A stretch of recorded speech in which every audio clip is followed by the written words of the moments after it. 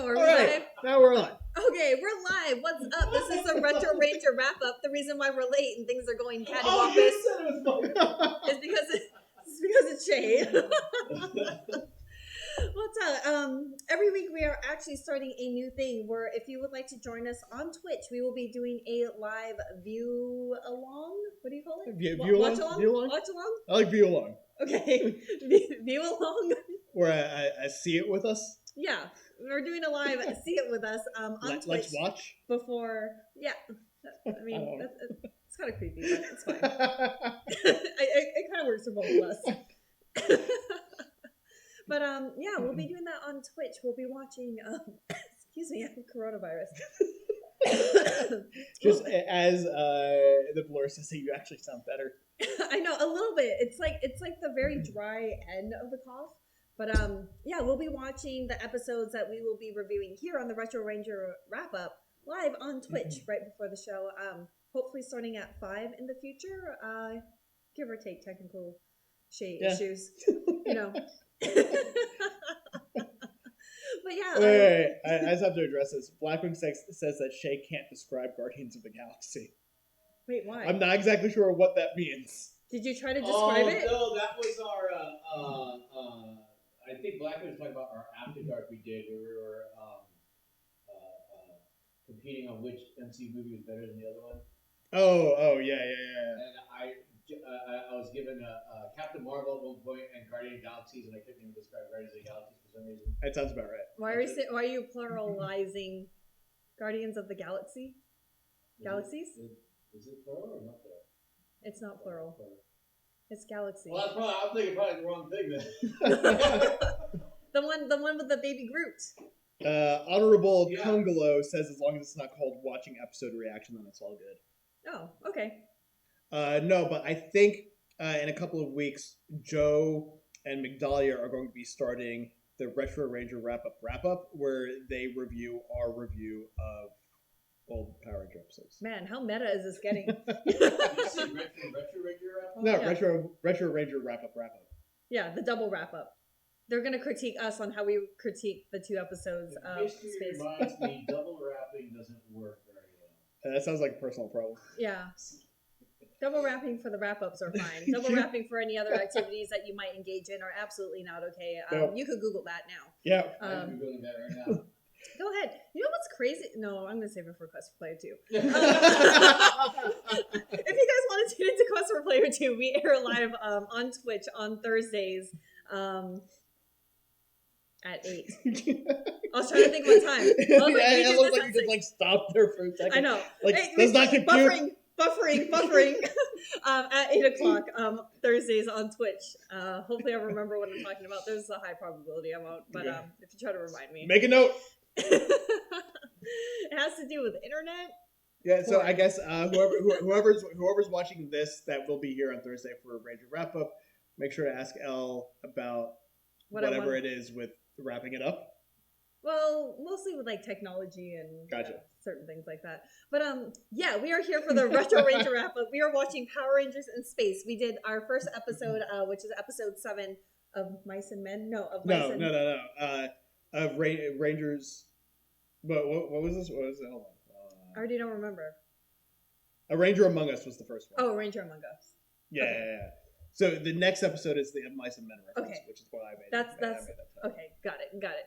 So, do you want to do a little recap about what happened, or what were some interesting points that you had? Yeah. So this episode basic premise is everyone else is at school. Andros is left to his own devices. Andros is left to his own devices. Goes to the juice. What's the new place called? The surf spot. Surf spot.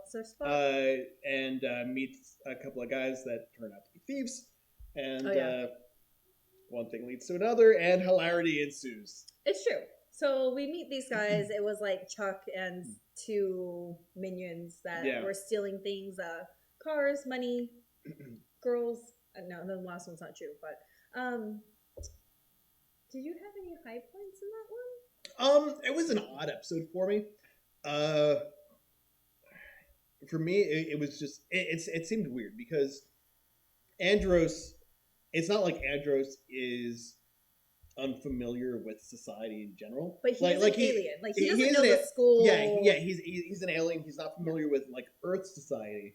But I feel like he should still know shady people when he comes across shady people. Yeah, and especially since Andros is very like weary of new people and trusting new people. Sure, the Power Rangers did prove themselves to be like honorable people, but like obviously he built up distrust with some things in his past, so he knows not everyone is good. Yeah, to me it's like, I mean, this is a trope that I've never really liked. Like it's gonna really date me, but I was rewatching Perfect Strangers like last year, and so the whole deal with that show is dude from like this like Middle Eastern European like backwoods island comes to live with his brother in New York or Chicago. Okay. But because he's from like this society where everyone is farmers.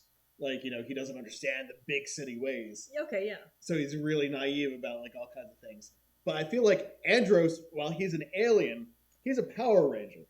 Like, he was a Red Power Ranger. But he's a Power Ranger in space, and right, but it might be very different. Maybe, but it's not like he was Coda, who was, like, you know, a caveman. Yeah, that's true. And then brought into a modern society. This dude has been out there and has interacted with many different cultures. Okay. So to me, it just seems like he should be better at being able to read people. He should have been, especially. Yeah, that is true. But Andros also, we saw that the other two people actually were good-hearted. And, they realized that in the end, everything kind of worked itself out. Blackbean says the way he ate that banana. I mean, you don't eat bananas like you eat corn, just like. You know, though, to be honest. It wouldn't surprise me if that's how Christopher Cable ate bananas. Yeah. Yeah. He's so nice and so funny. He but, is. you know, I do believe that he might eat a banana like corn. Yeah. Oh, man. Dan Hansen, I'm so sorry someone jacked your YouTube account. That sucks. Are you the hacker right now? Or are you actually Dan? So, like, overall, like, I thought this was a fun episode. But I felt the story was lacking a little bit. Yeah. Because still, like, there wasn't a whole lot of character development for people. It's fine. I guess Andros is just learning that he needs to mistrust people a little bit more. Or maybe, like, the Power Rangers shouldn't have brought him to Earth and went to school when he could have been on the ship, like, doing programming, trying to find his sister or Zordon. Something, like, actually productive for the universe. But... I don't know. I'm not. Yeah, I mean, maybe you just needed a day off. I guess that's why it's weird, and it's also weird to me that they go back to school. It seems like they would have missed a huge chunk of school, like having the command center blown up, going into space, finding Andros. And but were they in school when that happened, or was it like summer break or Christmas vacation? It's hard to say. And they did come back when Nasato was like, "Hey, we need you to send, like, the satellites are messed up." So I don't know. The timing for this is odd. Yeah. I don't know. For coronavirus. For those of you people in the chat, how would you rate this particular episode as we go through some notes in this one? What are our notes? All right. For, so this notes. There actually aren't a whole lot of notes or errors in this one. The only note of reference here, consequence here, is that this was the very first appearance of the Quadro Blaster and of Ecliptor in his new form. Oh, okay. This was also with the Quadro Blaster 2, according to the information I have here in front of me that just randomly scrolled all the way down to the other side.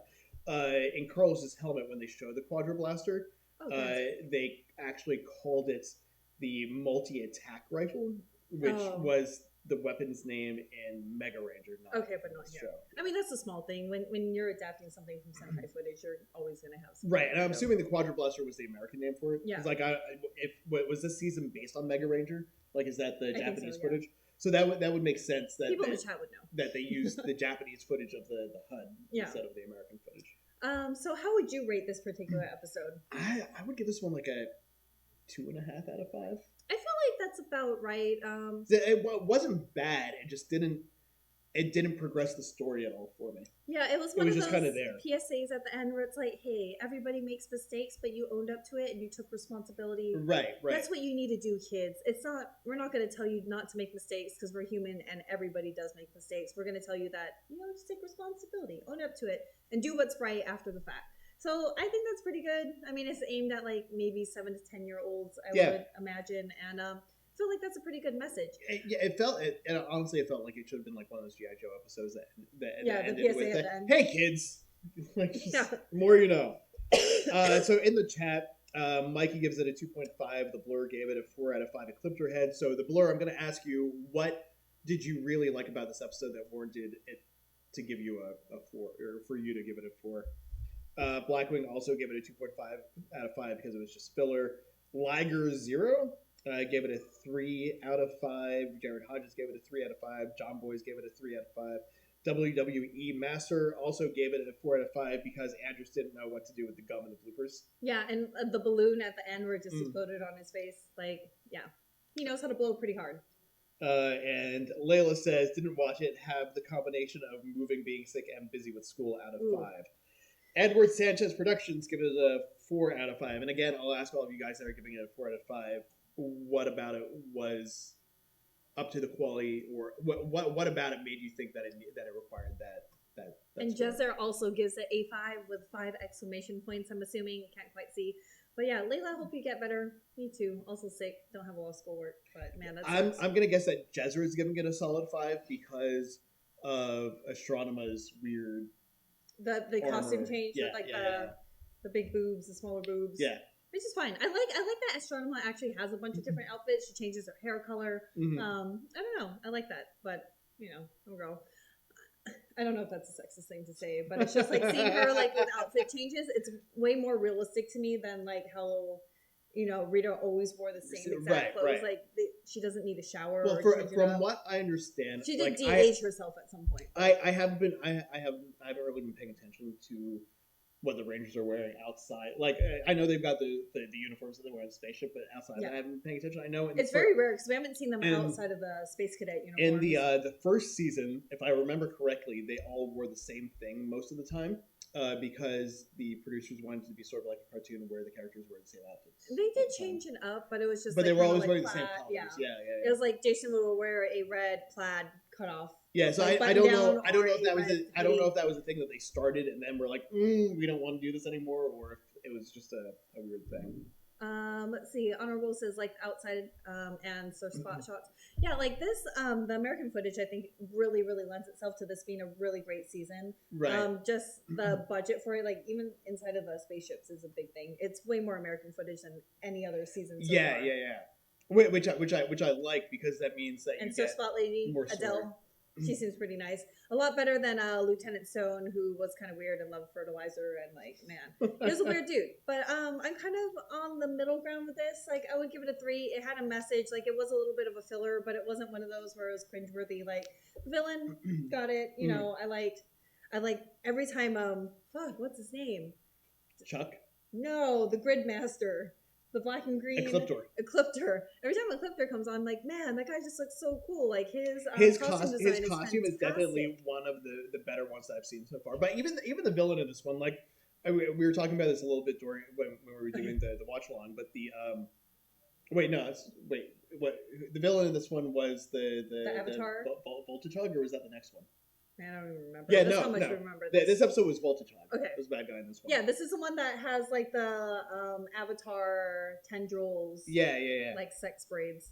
Yeah, because the next Voltage Hog. Voltage Hog didn't look like a pig or a hog. He just like voltage. Yeah, he just absorbed voltage, which I get, like being a hog is hogging all something. But his costume was also it was pretty good. It was a lot better than what I remember. I give it a solid 3. I mean, it's not, especially coming off of Turbo. Like, man, this season is already super fantastic. Even their filler episodes are way superior to like maybe even some of the better episodes in Turbo. Controversial, I don't know, but man, that was a hard season. So everything that's come out so far is actually really good. Even if some parts are like, it's not enough to make me knock the episode. Right. Let's see. So Liger Zero asks if In Space went more towards using footage from Japan, would it be as good? You know, I don't think it would. The story development that they have for these characters, and I already think it's a lot better. Yeah, honestly, for me, it doesn't translate sometimes. This is probably going to be an unpopular opinion for a lot of you guys that are watching, but I would kind of like to see the American Ranger shows use almost primarily American footage. This one, I feel like it is. They're like, aside from the fights and the suits. And Yeah, everything, like for me, it's just like I know they write the episodes as well as they can around the Japanese footage that they have to work with, but I feel like it would loosen the reins a little bit, and allow them to go a little bit deeper into more character development and help things out story wise if they were able to use just all the footage, like maybe use the Japanese footage for like the bigger fights where like you don't see the Rangers like the Zord fights.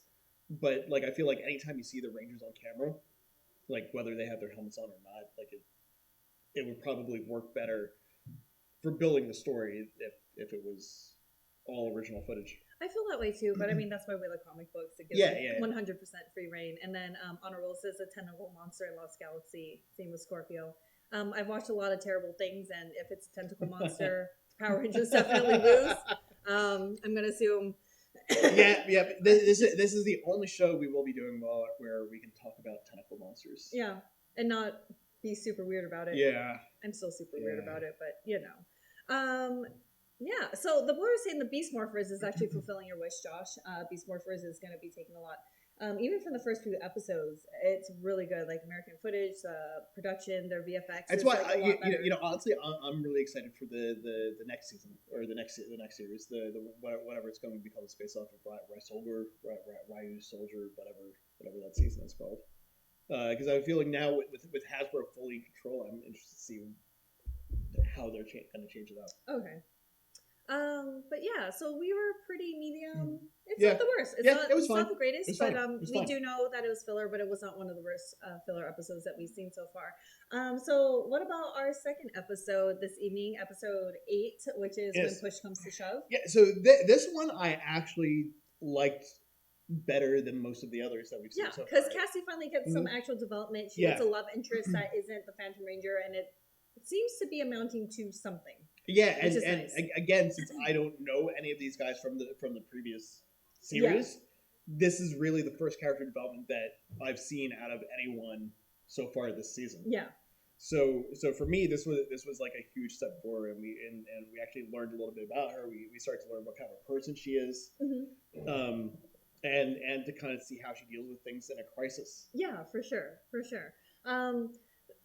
This episode actually reminded me, maybe not a lot, but gave me like little notes of To All the Boys I Loved Before. It's a Netflix movie that had come out a while ago.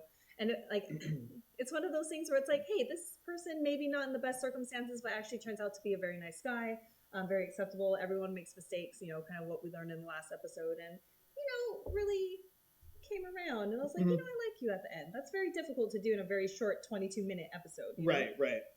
But... yeah, like, what were your high and low points for this one? I think my high points were most of the stuff with Lenny after they got rid of George. Yeah, we're gonna call them Lenny and George. Lenny was that their actual names? That was not their actual names. No, I'm pretty sure that was their actual names. Was it actually Lenny and George? It really was a Mice and Men reference. If you haven't read Of Mice and Men, it's actually a really devastating story. It really is. That'll wreck you. But Lenny is a very tall guy, if he is Lenny, and then George is the smaller, more intelligent one. Because in the beginning, Lenny wasn't tall. It was Lenny and George. Oh, interesting. The Ranger Wiki does not have their actual names, though. But okay. I know I was able. No, I didn't look these guys up. I looked up the guy in the previous show. Chuck guy. That Chuck guy. Chuck. See, even that name, it's like, don't. So if someone came up and actually introduced themselves to me as Chuck, like I know what Chuck is, he's a great guy. Yeah. But if someone came up and introduced themselves as Chuck to me, I'd be like, well, gotta watch out for you. Would you prefer Charles if they introduced themselves as Charles? I think so. Okay, definitely like name bias then. Yeah. Nothing to do with them as a person. And the blur says, I don't know, Ashley seemed a bit more judgmental to Cassie for accepting Lenny's second date.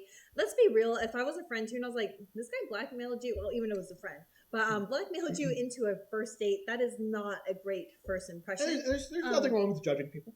I judge everyone. I know, but the blackmail for the date, that's... Yeah. Well, that's what I'm saying. Like, it's perfectly fine. I mean, I would too. Like, I would be like... Oh, absolutely. Ashley would be like, are you sure? That was kind of a dick move in the beginning. Yeah, that's uncomfortable. Is that real? But to be fair to Cassie, with her decision to do this. I mean, this might be a good thing for players too, for discussion on there. But to me, it seemed like George was the instigator behind that. Obviously, Lenny didn't have to go along with it. Yeah, and he could have said like, "No, I'm just going to give you back the journal." But it was obvious that he was socially awkward and didn't know how to handle those so kind being of a situations. wingman, George was trying to be the wingman. Yeah. So he had good intentions, but did not do it really the best way. That is true. And don't ever do that. Don't ever blackmail someone into a date. That is just, that's bad form, man. Bad form. Yeah. But it turned out okay in the end. Like, you know, and he was passed out. Everything ended up working out. She didn't have to change in front of him. Yeah, but that's weird. I feel like she could have just went into the hallway where it was empty and morphed there instead of like everyone else did. Yeah, you know, like any of the hallways seem to be perfectly fine for Power Rangers to morph. But yeah, it was interesting, and it was kind of like, dude, does Cassie break her promise about not exposing herself? And then it kind of renders the whole diary situation moot if she and she then goes. I think that was the concept they were trying to make. I don't think that specific plot point worked that well. But I understood that that's what they were going for, was that she's in this whole thing because she didn't want to reveal and then we're in this situation where she might have to reveal her true identity to this guy. But she didn't have to. Power Rangers pulled through. The new little transport cart, the crane. Yeah, that was kind of cool. Yeah, I'm kind of down with that. It feels like it fit more into Turbo, or as a leftover from Turbo. But within the context, it worked out okay. The monster for this one was kind of interesting. So the elephant guy that just like rams his head over and over into the building. Yeah, I didn't find the monster all that interesting really. I found the story to be a lot like he was the one that was driving the plot though. It was only for Cassie's development, which is why I'm fine with it. Right. Yeah, I mean I'm fine with it. He just didn't stand out to me as anything special. Yeah, it is true. Like he not a memorable villain. He just snorts out of his nose and hits his head against walls until the building falls down.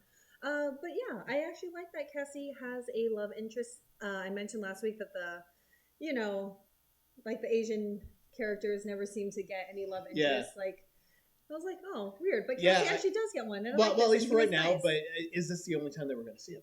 Is he going to show up again? As long as there was some kind of resolution to it. Maybe the second date doesn't work out. But it's better than Phantom Ranger built up in the last season of like, man, we got like 8 episodes of Phantom Ranger and he disappears and literally never comes back.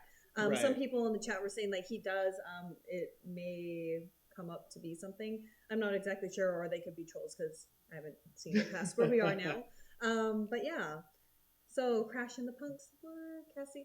So I don't know. For you guys in the chat, how would you rate this particular episode? I'm actually really curious to see if you guys think this is a hot one. Yeah, while you guys are rating this in the chat, let's go through some notes and errors.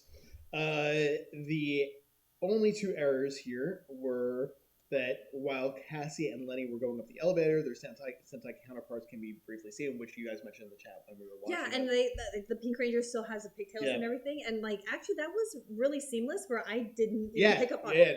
That was crazy. And then Ecliptor was seen in his first small-shouldered form when appearing to the Rangers. See, stuff like that. I didn't notice that either. Then just random notes. This is the first appearance of the Mega Tank. The characters of George and Lenny are likely a reference to the names in the John Steinbeck novel of Mice and Men. In the book, George does most of the talking while Lenny is much larger and gentler. Man, I really hope at some point that Lenny like just pats Cassie on the head. I don't want her to die or anything. Right. But like, I just want her to be like, "Hi, Cassie." See, this was the final appearance. Oh, okay. This was the final appearance of Angel Grove High School. Oh, that is crazy. So they are still in school. We finally get to see them in a classroom setting, and it never comes back. But it never comes back. So okay. Why does it never come back? Like maybe it gets destroyed. I doubt we see them graduate. They don't need to. They're in space. I don't know why they came back to school. Actually, especially since Zordon is gone and Andros' sister is missing. So but we know is what this says here is the Rangers, sans Andros, are later implied to have graduated off screen. However, Kathleen and Appleby are not present due to their mysterious write-outs during the previous season. I mean, that's fine. Honestly, they're Power Rangers. They don't really need to go to school at this point. They were saving the fucking I'm assuming not even just Angel. Kathleen and Appleby are probably fine. I'm sure they're with Judy playing up in their room. Yeah. For ever and ever. That's fine. While Seaver pulled those experiments downstairs. And then the uncredited actor who played George previously appeared in a Turbo Dare PSA where he tried to get a pair of girls at the juice bar to drink a beer. Oh. Which, I mean, Okay. the guy who played George kind of looked like a douchebag, so Yeah. that kind of... Kind of had a little schemy. Huh? George Costanza? Yes, George Costanza. No, not George Costanza. Costanza. Costanzas. Yeah, sorry, I can't talk. Articulating is difficult. All right, How would you rate this particular episode? I would give, from what I've seen so far, and based off of that, I would give this episode a 4 out of 5. Oh, extremely high. Yeah. I think this was good. It was definitely a lot better than the last one. Yeah. I don't like. I know. Sometimes I'm kind of critical, and yeah, that's why I'm actually surprised. And I give these ratings just based off of a nostalgia is playing no factor in your rating. Yeah. And this one though, I feel like I have to because I actually enjoyed it so much more than the previous episodes. Yeah. I feel like I have to compare at least this one to those. Yes. And so far for this show, this has been my favorite episode so far. Interesting. What other ratings do we have in the chat? Let's see. We have the Blur with a 3 out of 5. John Boys with a 3 out of 5. Okay. Layla never cared for this episode. Oh. Mikey Nerd Talk gives it a 3. Blackwing gives it a 2.5. And Thomas Franco gives it a 3.5. And WWE Master gives it a 3. All I can remember about Cassie is she gets blackmailed over a diary. The Blur, Too Fad, I can't see. Table's in the way. But yeah, I would actually give this a 3.5. I was kind of... the voice said it's too bad the episodes on Netflix doesn't give the next episode preview. Oh, yeah. That is unfortunate. I mean, that's okay. I like going in blind anyway. Yeah, and honestly, I feel like that's because you can move right into the next episode immediately. It's not like you have a week to wait to. There's no need to get psyched for the next episode when you just go hit play. That is true. It makes it way easier to binge. And then Edward Sanchez also gives it a 4.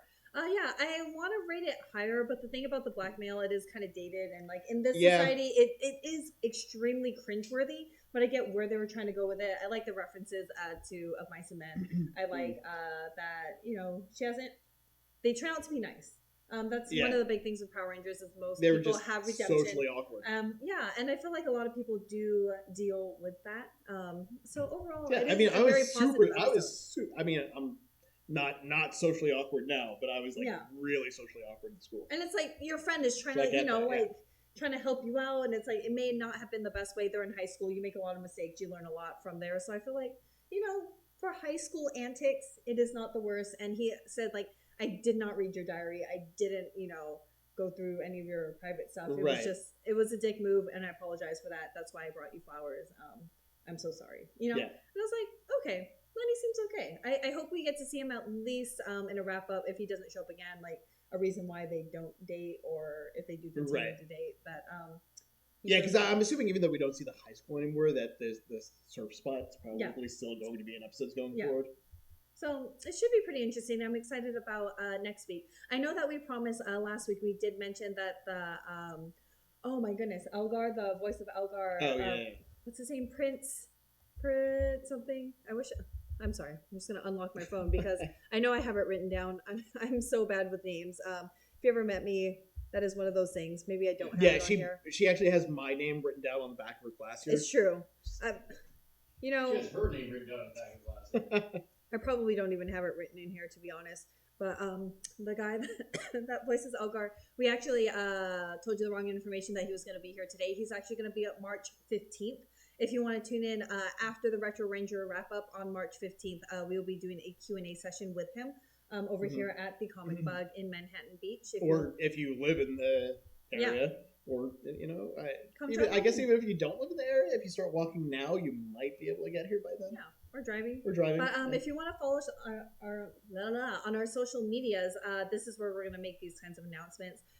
We are the _Illuminerdi on Instagram. We are the _ Illuminerdi on Twitter. You can always find us here and Facebook. We're the Illuminerdi.